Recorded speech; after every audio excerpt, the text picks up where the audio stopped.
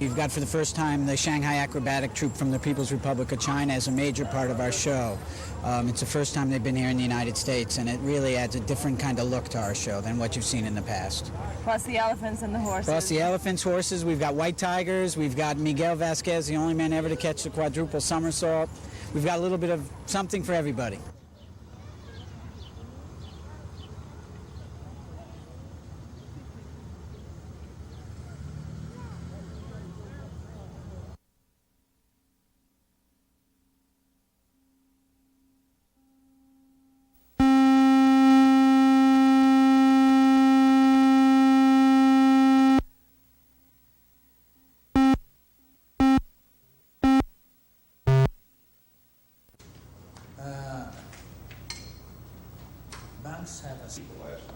No, this time we are, I think, by the skate.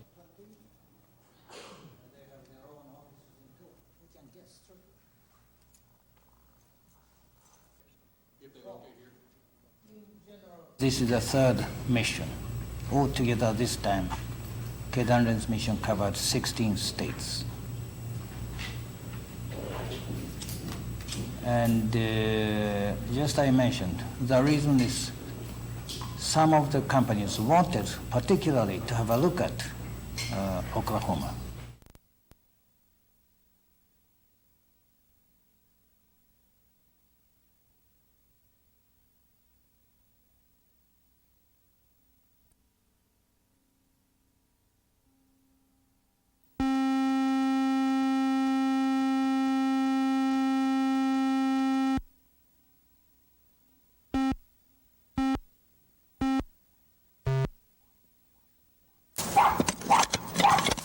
I'm Kevin Ogle. It's painful and dangerous, and it's costing the city money. So local youth are being put to work to clean out water meter areas to make sure no one falls through a meter hole. Some people have, and they're bringing their complaints and medical bills to City Hall. City officials hope to have the problem alleviated very soon.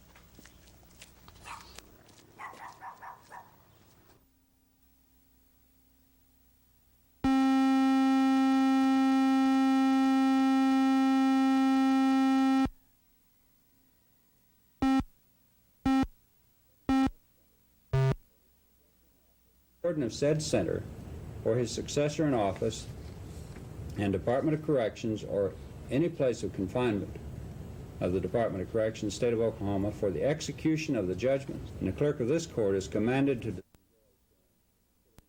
I or no one else enjoys sitting here and handing out a death penalty.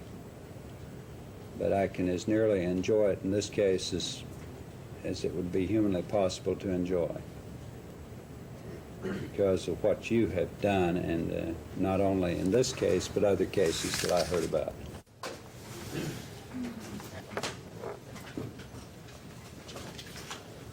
If you want me to get the certified copies of that, take them upstairs.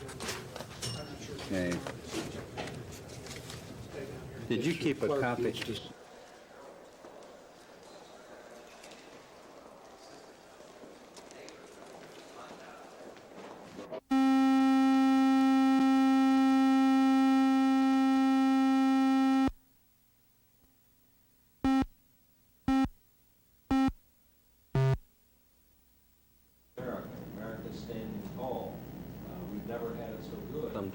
For a few years some time ago. I don't consider my arrest.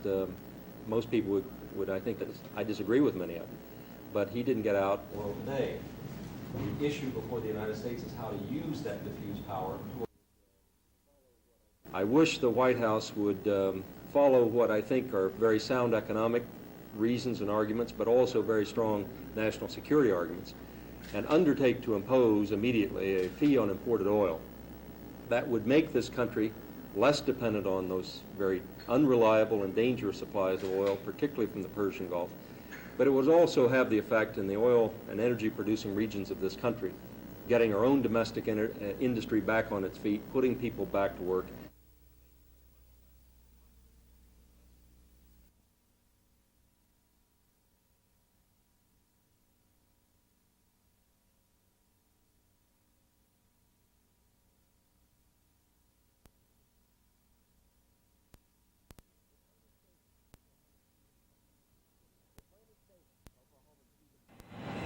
The plane is famous. Oklahomans see them flying over the city all the time. When you look up and see the jet with a revolving dome on top, everyone knows it's an AWACS. But what you might not know is that this plane is manufactured by Boeing. And if Boeing selects Oklahoma City over Jacksonville, Florida, and Lake Charles, Louisiana, and if the company gets a big defense contract, this town could land a Boeing maintenance facility that would employ as many as 1,500 people. The director of airports is one of the men that will make the pitch to Boeing officials Friday in Wichita. If Oklahoma City wins, the plant would be on the east side of the airport. Oklahoma City is in an enviable position in that there would be plenty of room for the Boeing facility on the airport grounds. Airport Director Leroy Hansen thanks city fathers for thinking long term. We have a lot of land that lends itself to other aviation-related facilities, and I think as time goes on, this will be a real plus for Oklahoma City. The Director of Economic Development for the Chamber of Commerce will also be in Wichita for the pitch.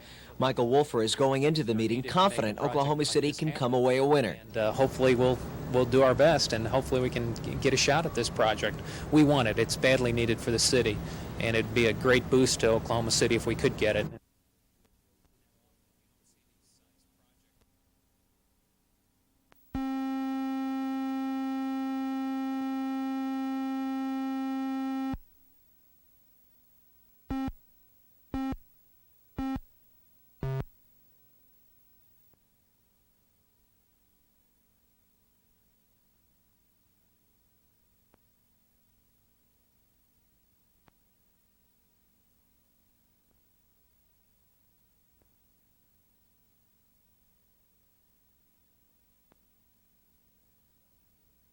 In Oklahoma City tomorrow and Thursday, fill out these forms. Let us be able to carry this news to Wichita so that as part of our proposal, we can demonstrate to the Boeing company that we do indeed have a very enthusiastic and able workforce, and one that will be there when they need them at the kind of costs that make this available. Now, the reason for this is that we have been informed that the areas in the other cities that are competing against us.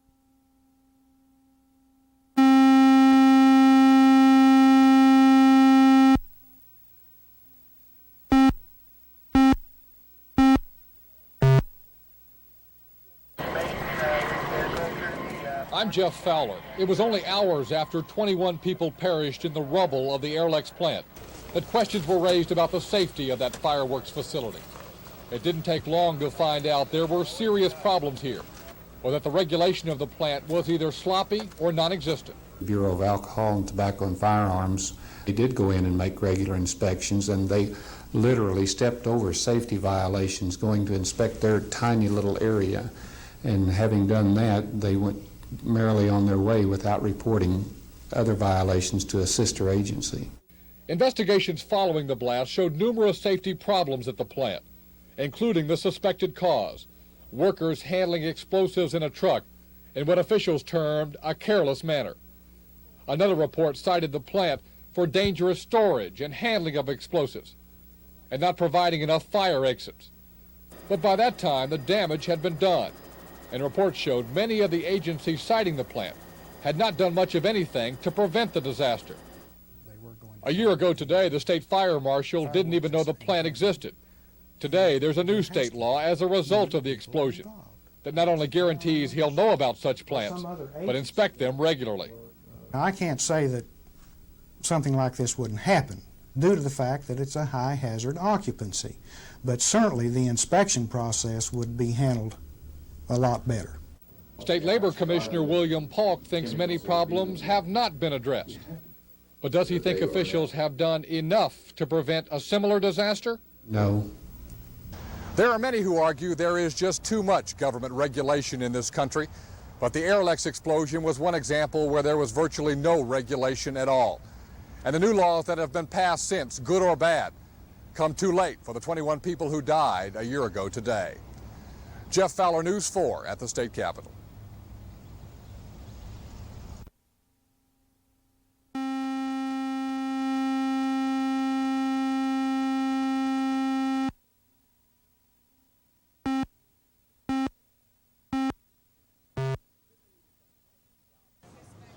City leaders aren't calling them job applications.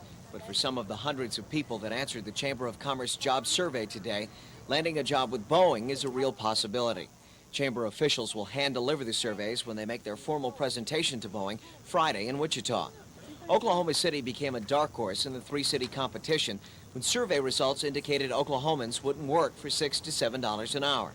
In response, the Chamber placed this ad in today's paper to prove the study wrong. The ad requests people willing to work to fill out the questionnaire on the ad and turn it into the Civic Center today or tomorrow.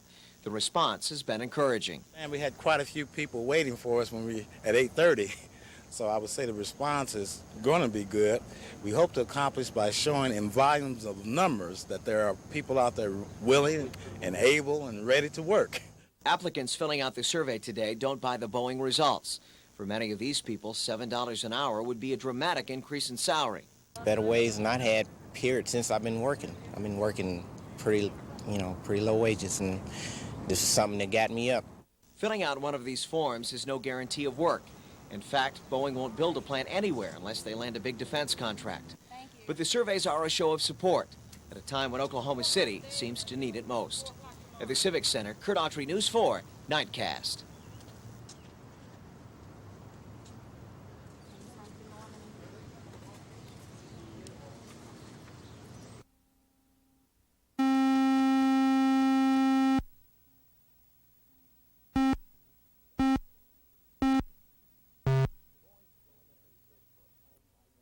Boeing's preliminary search for a plant site narrowed the field to Oklahoma City, Lake Charles, Louisiana, and Jacksonville, Florida. But according to a high-placed source involved in the negotiations, Oklahoma City's toughest competitor will be Jacksonville. This city of about 800,000 has been lobbying hard for the Boeing Maintenance Center. Jacksonville has a lot to offer. The unemployment rate here is less than 6%. There is no city or state income tax. And most importantly, there reportedly is a strong workforce willing to accept $6 to $7 an hour, the wage Boeing would like to pay. A study suggesting the $6 to $7 wage wouldn't be enough to satisfy Oklahoma City workers may make Jacksonville the front runner. Thank you. Thank you very much. But the Oklahoma City Chamber of Commerce is working hard to prove the Boeing study wrong. Thousands of Oklahomans filled out job surveys Wednesday and Thursday, indicating they would love to work at a Boeing plant for $6 to $7 an hour. The people that filled out the surveys will reportedly have first shot at any jobs. For many of the respondents, Boeing's position that wages are unreasonably high here is ridiculous. It's better ways than I've had, period, since I've been working. I've been working pretty low wages, and this is something that got me up. Yeah, I'd work for $6 to $7. I'm making less than almost half what that is, and I think there's plenty of people that will work for that. Jobs are scarce around here. Everyone's looking for work. 6 or 7 would be fantastic.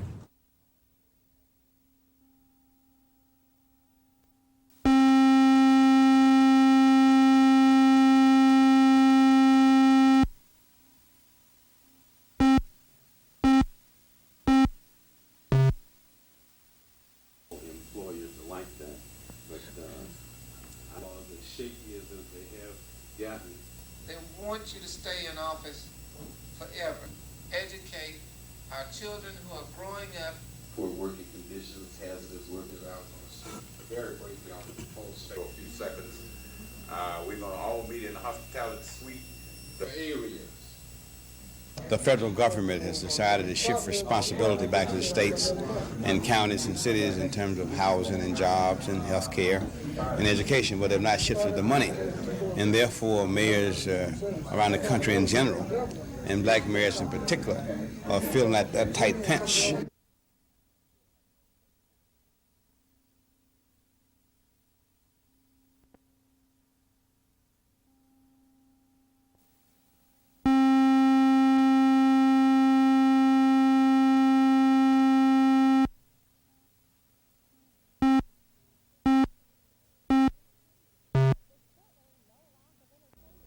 There's certainly no lack of entertainment events taking place this holiday weekend. Here's a look at a few you might like for the fun of it. Driving home on a Saturday night, a little further than there. I just spend my whole salary on a pretty thing that I Oklahoma talent will take to the stage Saturday night when the Oklahoma Variety Show gets underway at 7 o'clock at Stage Center. The award-winning John Arnold Band will be featured, along with the McCain Brothers, Best of America Kids, and many others.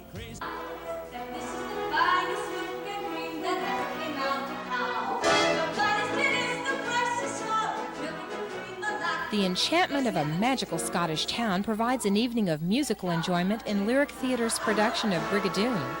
Final performances are tonight and tomorrow night at 8 p.m.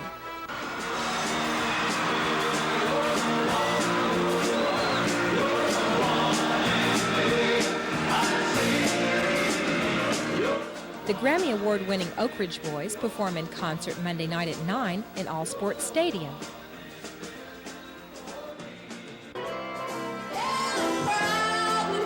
Country music fans will want to plan now to see the queen of country music, Loretta Lynn. She'll be in Oklahoma for 2 shows on July 26th at 8 and 11 in the evening at Doc Severinson's.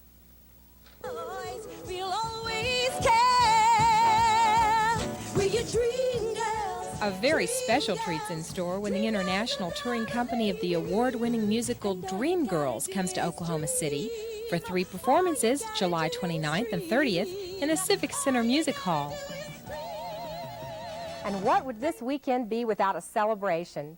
There'll be lots of activities at parks throughout the area, and the Oklahoma City Arts Council will have a good old-fashioned 4th of July celebration tonight at Festival Plaza downtown. I'm Maria Lundberg. I hope you have a safe and happy holiday weekend just for the fun of it.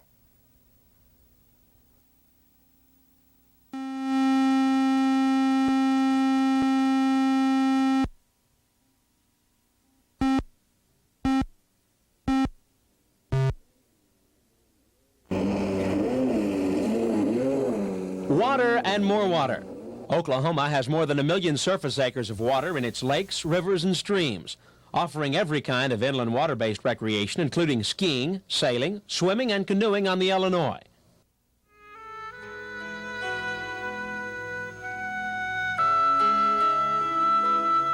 The state's natural beauty is one of its biggest attractions. While many think of Oklahoma as endless prairie, the landscape is actually as varied as the weather. The eastern hills dress fall in all their splendor along Talamina Drive, while Little Sahara in the west offers a taste of the desert. In south-central Oklahoma, Turner Falls can be found cascading from one of the oldest mountain ranges on the continent, the Arbuckles.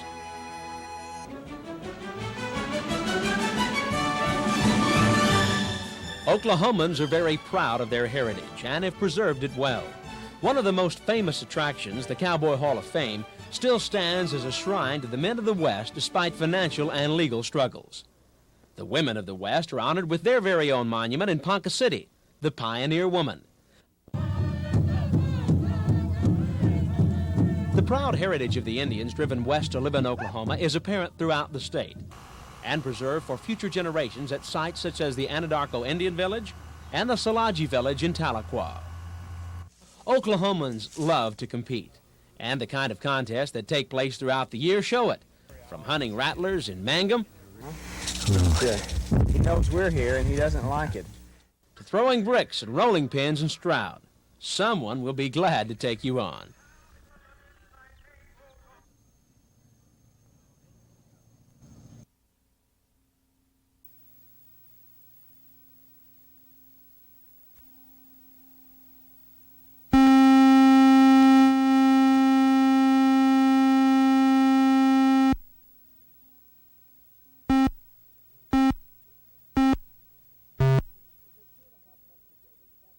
It was 2.5 months ago that Kathy Sue Engle's case dominated the news. Her abduction and murder shocked the city and spawned a 14-member police task force working full-time to solve the case. But now, with new leads drying up, the task force has been reduced to 5 officers and moved from this special investigation room. There are lots of other crimes that need their attention, and police admit, despite all of their time and effort, they don't have any solid suspects. I think it's fair to say that we don't have a name of a suspect that in our own mind we know that it's him, like we do in a lot of cases. You know, we got the guy, we know who he is, we know that he did it, we just can't prove it. We don't have anything like that. We've got some possibilities that are still out there. When Kathy Engle's body was found, it most shocked the people who knew her, who lived down the street. They too are disappointed that the killers haven't been caught, but they're not sitting still. In Kathy Engle's memory, they have formed their own organization called FACT, Fighting Against Crime Together. It's an effort to keep what happened to Engle from happening to anyone else. It's real hard to look around the corner and think that she's really not there anymore. So the enthusiasm's there and the desire's there, and we're going to get it done. It's just a slow process. Even though it's been 2.5 months, both Jones and Moreland remain optimistic the case will be solved. But unless more information comes in, police say it will be difficult to keep even 5 officers working on the case full time. Jeff Fowler, News 4.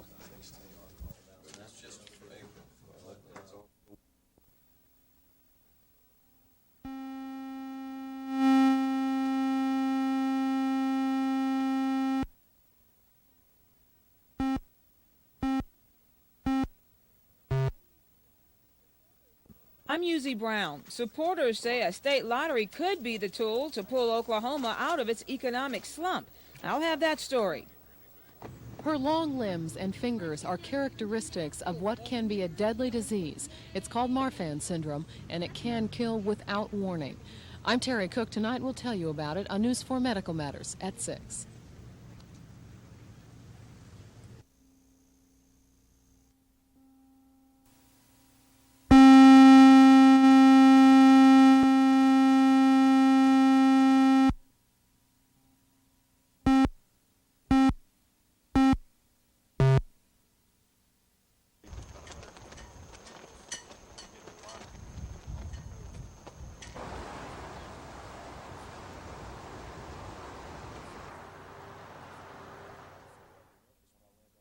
I was very apprehensive when I ran down the embankment and he shot, at the time that he shot the officer, and I realized I didn't have a pistol and he did. And I think that was probably the only time I was really scared. But you kept going anyway. Yeah. Well, you've got to, you know, there's not enough people take an interest. Case in point is when you tried to flag down a motorist. Yeah, it took 6 or 7 cars to get someone to stop so I could ask for an ambulance.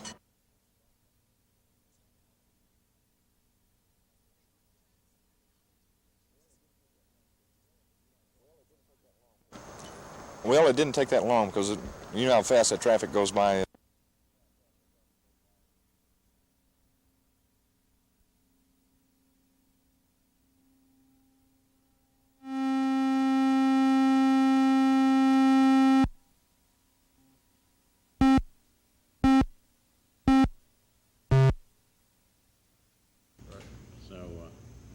Thank you. Thank you. Appreciate it. Happy to answer any questions. Dealing with such conditions.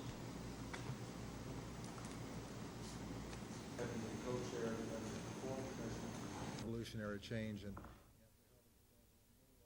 after having spent many hours with David Walters talking about issues, I know today that he is a gubernatorial candidate that I'm prepared to stand behind. He talks about new directions. I think those new directions amount to a revolution in the way Oklahoma politics would function.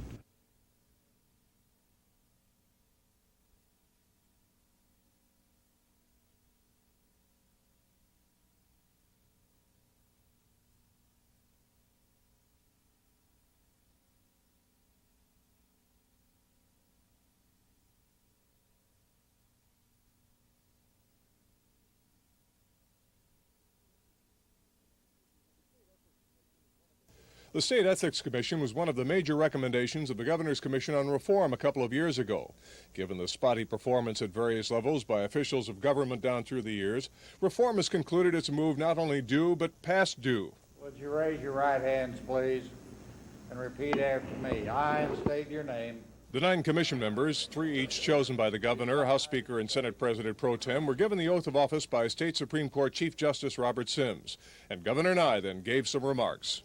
You members have a very deep responsibility. The people of the state of Oklahoma are looking to you to be the conscience of the state, not only in the elected officials, which is obvious, but in the appointed officials and the members of the various boards and commissions and in state employees. The commission will be charged with investigating and reviewing all allegations of ethics violations in state government and election matters involving financial disclosures.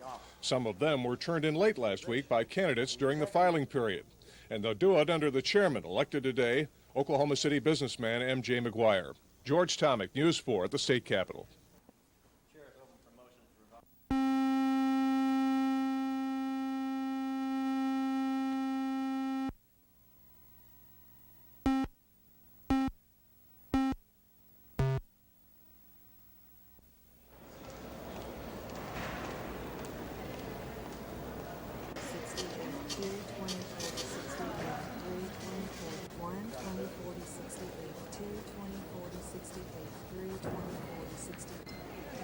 Thank you. Thank you.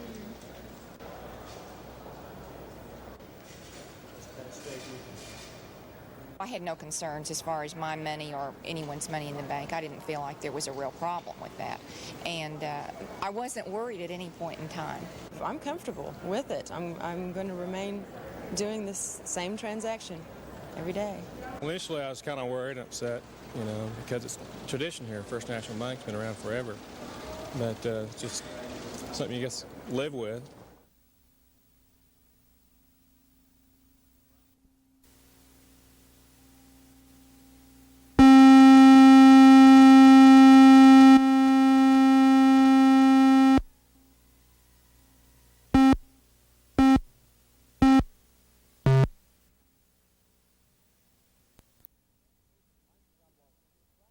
I'm Scott Wallace. Crack cocaine has come to Oklahoma.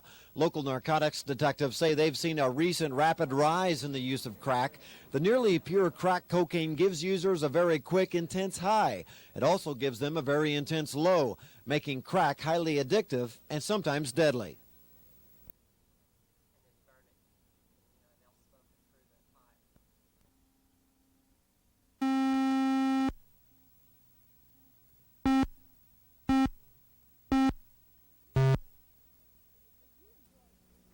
If you enjoy music, theater, art, or unusual cars, there's an event taking place that's just right for you. Here are a few things you might like for the fun of it.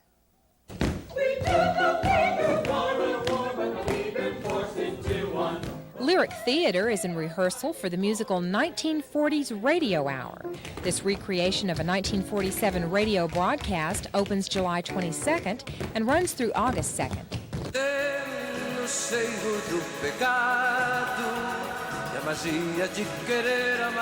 Popular singer Julio Iglesias performs tonight at the Myriad at 8 o'clock. Mercy Health Center receives a portion of the proceeds from the concert, which is sponsored by KTVY. You'll want to pack a picnic and head to Myriad Gardens on Sunday to hear the Oklahoma City band Harvey and the Wallbangers. They'll play music from the golden era of rock and roll, starting at 6:30.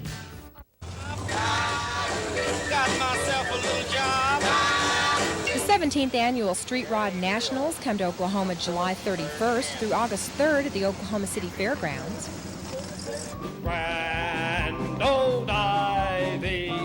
Edmond Community Theater presents How to Succeed in Business Without Really Trying in OCC's Judd Theater. Performances are tonight and tomorrow night at 8 and Sunday afternoon at 2:30. A special exhibit called An Eon of Neon is on display at Arts Place 2 next to Kerr Park. Neon art and signs by the Southwest's oldest sign company are featured. And you won't want to miss the Wonder. Stevie Wonder, that is. He performs in concert at the Myriad Sunday evening at 8. Oklahoma Shakespeare in the Park presents Taming of the Shrew tonight through Sunday at 8 in Edmonds Hafer Park. And Norman's Dollar Stock Company performs in the comedy Holiday tonight and tomorrow night at 8:15 in OU's Rupel Jones Theater. I'm Maria Lundberg. Hope you have a great weekend just for the fun of it.